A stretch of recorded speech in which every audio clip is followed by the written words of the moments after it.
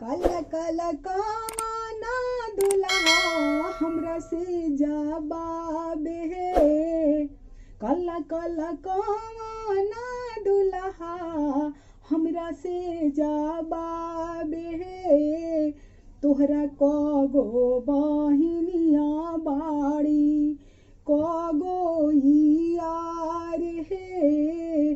कगो बहिनिया हो बाड़ी कहाँ करिए साली सभा रौरा सभ से जवाब हे।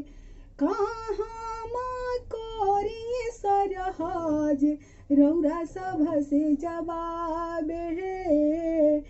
एक बहिनिया बाड़ी एक बहिनिया बाड़ी 132 गो यार हे।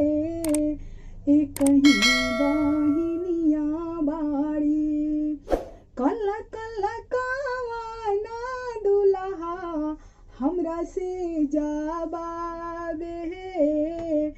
कगो तोहर चाची बाड़ी कगो तोहर फुआ हो बाड़ी कगो यार हे। कगो तोहर फुआ हो बाड़ी कहाँ कहिए सासु माँ रौरा सभ से जवाब हे। कहीं हमर मम्मी चाची बाड़ी 176 यार हे। कहीं हमर फुआ बाड़ी 132 गो